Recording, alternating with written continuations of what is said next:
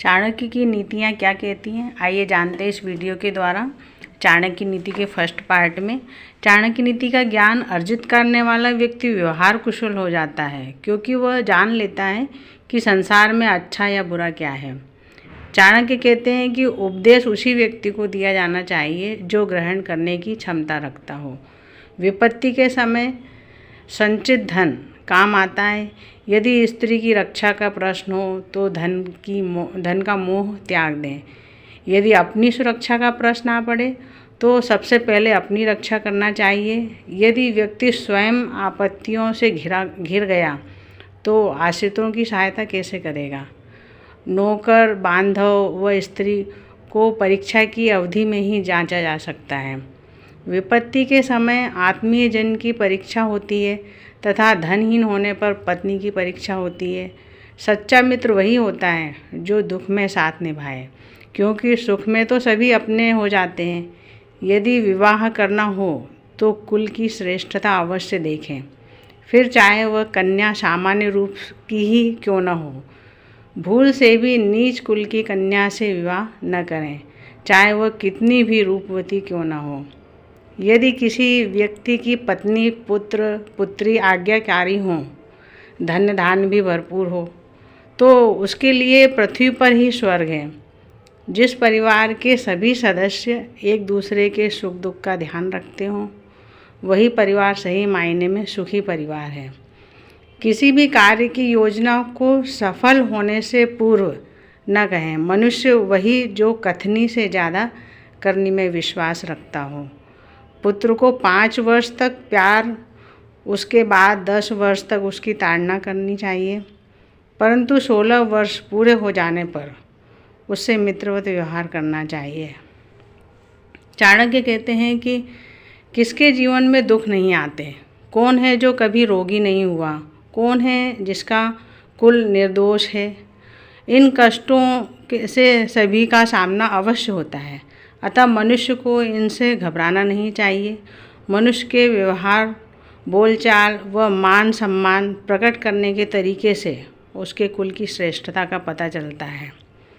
मनुष्य के गर्भकाल में ही उसकी आयु, कर्म, धन, विद्या व मृत्यु आदि का लेखा जोखा तय हो जाता है, परंतु फिर भी उसे कर्म करते रहना चाहिए, क्योंकि केवल यही उसके वश में है।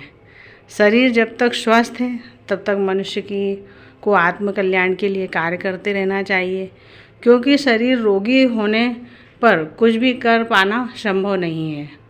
अनेक मूर्ख पुत्रों की अपेक्षा एक गुणवान पुत्र का होना कहीं अच्छा है। आदर्श पत्नी के गुण बताते हुए कहा गया है कि वह मन, वचन, कर्म से पवित्र होती है। विद्या अभ्यास के बिना नहीं आती। अपच होने पर भोजन विष के समान है तथा निर्धन का धनिकों की गोष्ठी में जाना अपमानजनक है। ईश्वर सभी जगह विद्यमान है। पृथ्वी के कण कण में उनका वास है, किंतु अल्पबुद्धि मनुष्य केवल प्रतिमा में ही ईश्वर के दर्शन करता है। चाणक्य ने कहा है कि स्त्रियों के लिए पति ही गुरु है, गृहस्थ के लिए अतिथि गुरु है तथा ब्राह्मण, क्षत्रिय व वैश्य का गुरु अग्नि है। मनुष्य यदि श्रेष्ठ है तो वह निश्चय ही त्यागशील, गुण व कर्मों की कसौटी पर खरा उतरेगा। आपत्ति से सावधान रहें, किंतु जब सिर पर आन ही पड़े तो वीरता से मुकाबला करना चाहिए। चाणक्य के अनुसार काम एक रोग, मोह एक शत्रु, क्रोध एक अग्नि तथा ज्ञान एक सुख है। जिसने ज्ञान का सच्चा सुख पा लिया वह सभी दुर्गुणों से मुक्त हो जाता है।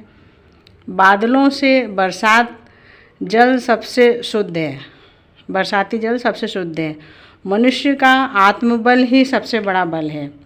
नेत्र ज्योति से बड़ा तेज कोई नहीं हो सकता और अन्न से स्वादिष्ट पदार्थ कोई नहीं है। मनुष्य के पास जिस वस्तु का अभाव होता है वह प्रतिक्षण उसी की कामना करता है। सत्य ही ईश्वर है। चाणक्य कहते हैं कि सभी पदार्थ सत्य में ही समाहित हैं। मृत्यु पश्चात केवल धर्म ही साथ जाता है, क्योंकि धर्म ही शाश्वत सत्य है। यदि मनुष्य अपने कानों से नित्य शास्त्रों का श्रवण करे तो वह मोक्ष प्राप्त कर सकता है। जो होने वाला होता है उसी के अनुसार मनुष्य की बुद्धि हो जाती है। काल बड़ा बलवान है, आज तक बड़े से बड़ा महारथी भी काल का उल्लंघन नहीं कर सका है। प्रजा के पाप राजा द्वारा, राजा के पाप पुरोहित द्वारा, स्त्री के पाप पति द्वारा तथा शिष्य के पाप गुरु द्वारा भोगे जाते हैं। मनुष्य को परिस्थिति के अनुसार कार्य करना चाहिए। जिस व्यक्ति का जैसा स्वभाव हो उससे उसी तरह का व्यवहार करना चाहिए। कार्य चाहे छोटा हो या बड़ा, उसे महत्वपूर्ण मानना तथा पूर्ण सामर्थ्य लगा देना, यह गुण सिंह से सीखें।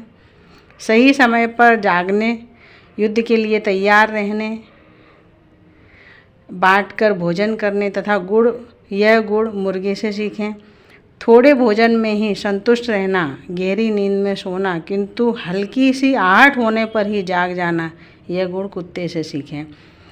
थकावट होने पर बोझा ढोते रहना, सर्दी गर्मी की परवाह न करना, सदा संतुष्ट रहना, इन गुणों को गधे से सीखें। कहने का मतलब यह है कि गुण चाहे पशुओं से ही क्यों न हो, मनुष्य को ग्रहण कर लेना चाहिए। एक श्लोक में लिखा है कि व्यक्ति को अपनी पत्नी, भोजन व धन से संतोष कर लेना चाहिए, किंतु विद्या, तप व ध्यान में कभी भी संतोष न करें, क्योंकि इनकी कोई सीमा नहीं है। यदि दुर्जन की दुर्जनता से बचना है तो उसे निसंकोच त्याग दें, क्योंकि दुष्ट तो दूसरों को परेशानी में डालकर ही प्रसन्न होते हैं। सज्जनता श्रेष्ठ गुण है, किंतु सांसारिक प्रपंचों से बचना है तो मनुष्य को कभी कभी टेढ़ापन भी अपना लेना चाहिए। मनुष्य के शरीर में आत्मा का निवास है। यदि वह चाहे तो अपने ज्ञान व विवेक के बल पर अदृश्य आत्मा से साक्षात कर सकता है।